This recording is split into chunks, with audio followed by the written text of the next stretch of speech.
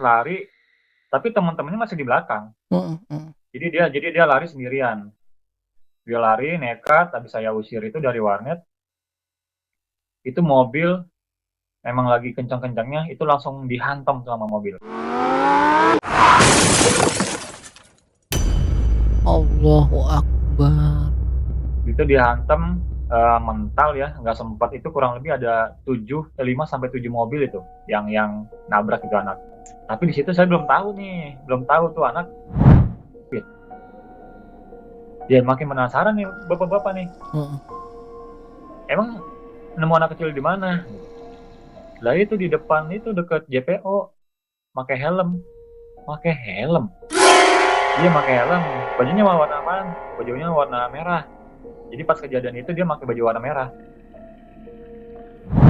Halo YouTube, balik lagi dengan gue Fahmi dan di kesempatan kali ini kita bakalan buka sesi podcast dan podcastnya itu secara online ya guys. Dan alhamdulillah kita udah dapet bintang tamu narasumber buat cerita tentang apa yang udah dialami dan dia punya kisah misteri yang pernah dia alamin sendiri.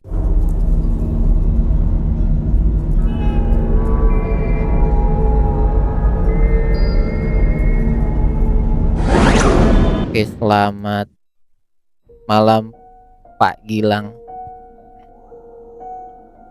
Halo, selamat malam Mas Fahmi. Apa kabar? Alhamdulillah sehat. Pak Gilang gimana Pak? Alhamdulillah sehat Mas Fahmi. Oke, thank you ya Pak Gilang udah meluangkan waktu di malam hari ini. Kita eh malam banget nih, hampir jam 12-an kita syuting ya. Iya, Thank you betul banget betul. nih udah meluangkan waktu. Nah, kira-kira eh cerita apa nih yang mau Pak Gilang ceritakan ke kita, guys? Jadi ini pengalaman pribadi sih sebenarnya. Tahun 2009-an ya. Ya zaman-zaman kuliah dulu sempat jaga warnet. Jadi warnet ini punya kakak sebenarnya ya, kakak sepupu. Jadi dia buka warnet di salah satu tempat ya di Tangerang Selatan. Jadi karena dia sibuk kerja, warnetnya nggak ada yang ngurus, jadi saya lah yang buat jaga warnetnya. Nah, ada satu kisah Mas Fahmi yang cukup mistis juga ya. Jadi nih warnet memang lagi rame-ramenya nih. Jadi pada saat itu kan lagi rame-ramenya main game Point Blank ya. Oh iya, Point iya. Blank, lagi awal-awal muncul kan tuh booming banget ya. Nah bahkan anak-anak SD, SMP itu pada datang semua tuh ke warnet tuh, ganti-gantian. Itu selang berapa bulan, memang ada di warnet itu ada salah satu anak lah. Itu member di warnet setiap hari. Jadi itu anak nakal banget. Bahkan kita lagi tidur aja nih, lagi jaga warnet ya. Itu kan buka dari jam 9 pagi sampai closing lah. Kadang jam 1 malam, jam 2 malam baru closing. Itu kita butuh istirahat. Itu kadang pagi-pagi tuh suka digedor-gedor tuh, rolling door. Sama anak itu. Sama anak itu, setiap hari tuh. Jadi ini sebenarnya anak Aktif. sekolah, tapi aktif banget. Sekolah tapi itu pagi-pagi udah ada di warnet. Iya. Nggak tahu bolos, nggak tahu apa ya. Itu kita nggak tahu juga ya. Tapi itu udah ganti baju. Ngomong itu udah pulang sekolah. Itu setiap hari ke warnet. Bahkan ada kakaknya dia, cewek ya, kuliah juga pada saat itu bareng saya kuliah. Itu ya langganan juga main warnet. Nah dia juga nitip pesan tuh ke saya. Jadi ini kalau misalkan adanya main lagi, tolong dilarang gitu. Ya kan kita namanya anak-anak ya, namanya udah ya aktif banget lah, kita kan juga susah ngelarangnya ya. Iya benar. Nah itu rombongan datang tuh si adiknya nih bawa rombongan datang ke warnet. Di situ warnet memang lagi full banget, lagi penuh banget ya. Bahkan ya namanya pada member ya, itu masih pada lama mainnya. Nah ini anak nih nggak sabaran. Om, udah om, gantian saya main gitu. Terus di situ kita memang lagi apa ya, lagi pusing-pusing atau pala. Jadi kebawa emosi. Jadi saya kebawa emosi, itu anak saya bentak. Dibentak. Si anak ini saya bentak. Jadi bisa diem nggak? Tuh di seberang ada warnet, sana main ke warnet aja seberang. Saya gituin. Jadi posisinya nih warnet saya ini di pinggir jalan. Jadi di depannya warnet itu ada jalan besar ya, dua ya berlawanan arah lah, dua jalanan. Jadi kalau mau nyebrang ke ruko sebelah itu harus ngelewatin dua jalanan ini, jalan besar ini. Mobil lagi kencang-kencangnya itu karena pas banget keluar pintu tol ya. Jalanan itu pas banget keluar pintu tol, dan kalau mau nyebrang ke ruko sebelah itu JPO itu lumayan jauh dari warnet. Jadi kebanyakan ya udah pada lari aja tuh, nyebrang, nekat lari. Pas saya usir itu anak buat ke warnet seberang, disitulah hal yang nggak diduga ya, saya juga menyesal banget. Terjadi sesuatu yang nggak diinginkan, Mas Fahmi. Kenapa tuh?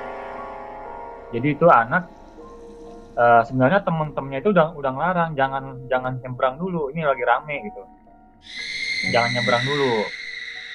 Jadi itu anak nekat lari, tapi teman-temannya masih di belakang. Jadi dia lari sendirian. Dia lari nekat, habis saya usir itu dari warnet. Itu mobil emang lagi kencang-kencangnya, itu langsung dihantam sama mobil. Allahu Akbar. Itu dihantam mental ya, nggak sempat. Itu kurang lebih ada 5 sampai 7 mobil itu yang nabrak itu anak. Tapi di situ saya belum tahu tuh anak ketabrakan. Oh berarti nggak ngelihat langsung? Nggak langsung, karena posisinya kan lagi jaga warnet. Iya. Lagi jaga warnet. Nah tiba-tiba tuh orang pada lari-larian, lihat ke depan jalan kan. Ya karena saya lagi jaga warnet ya cuek aja. Itu ada apaan sih rame-rame? Karena di jalur itu tuh emang sering banget anak-anak pada tawuran, anak-anak sekolah. Makanya saya ya cuek aja, paling pada tawuran tuh anak-anak sekolah. Besokannya ini anak kok nggak pernah kesini-sini lagi, kayak gituin kan. Nah saya baru dapat info dari kakak saya. Lah emang belum tahu kenapa? Itu sih itu ketabrak kemarin di depan jalan, emang nggak ngeliat. Wah langsung itu kita mikir ya, waduh.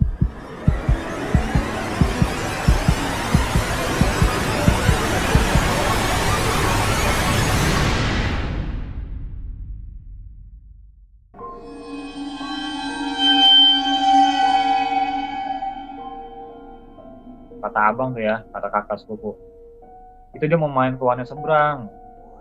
Emang nggak main ke sini, cuman gua usir. Ya Allah. Itu langsung kita tuh kayak apa ya, kayak nyesel gitu.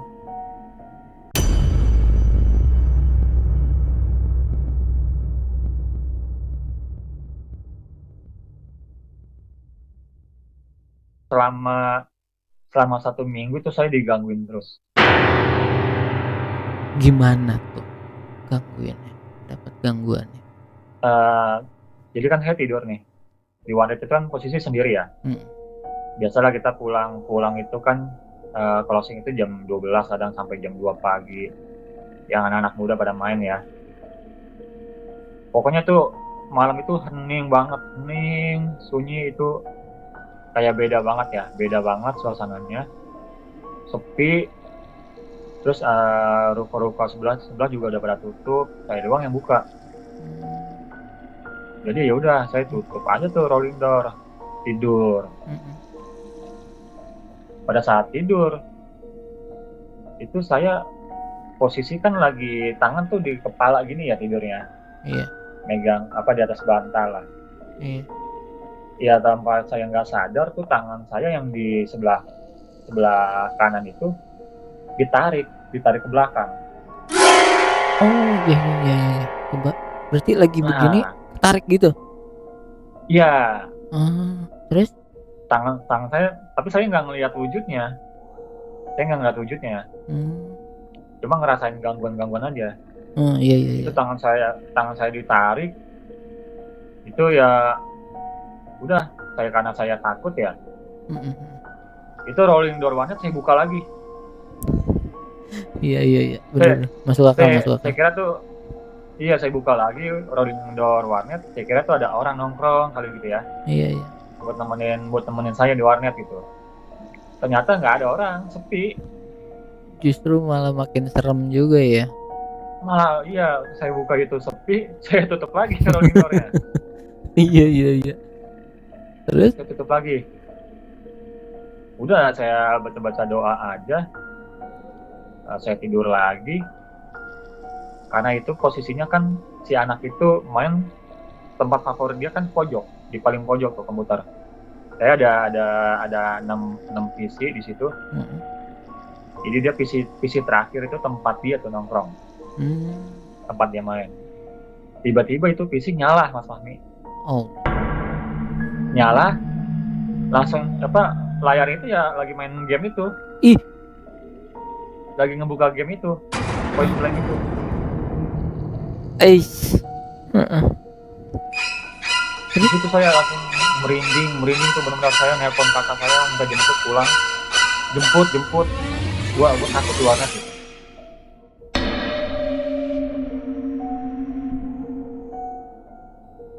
Ya ternyata sampai Kacau subuh sih. saya nggak tidur. Sampai subuh saya nggak tidur, di depan warnet aja saya buka rolling door. Mata udah pada bengkak ya, tidur tuh nggak bisa tidur, mata pada bengkak semua. Akhirnya kakak sepupu saya pagi-pagi datang itu baru saya bisa tidur.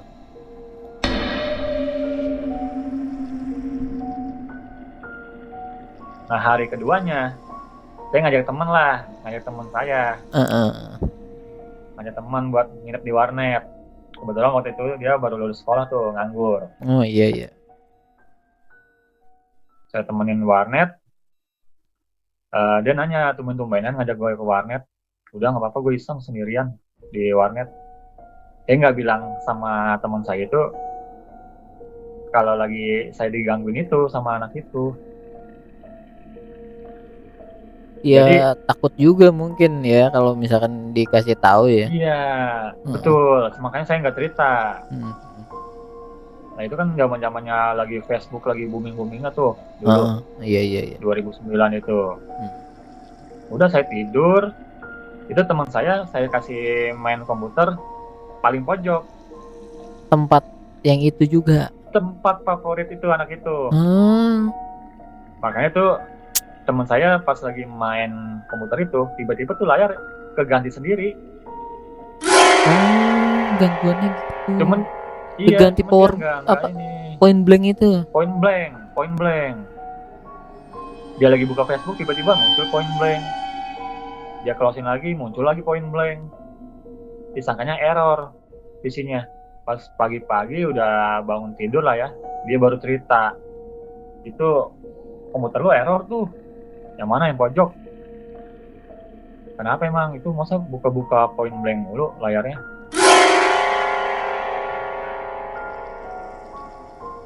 Nah besokannya ada kejadian lebih aneh lagi. Pas banget di hari ketiga dia kejadian itu ya. Pas banget itu saya kan punya langganan bapak-bapak ya. Punya langganan bapak-bapak tuh biasanya suka ngetik tugas gitulah, tugas sekolahan di warnet saya. Itu posisinya saya masih ingat banget, kurang lebih jam 11:30 itu, 11:30 malam.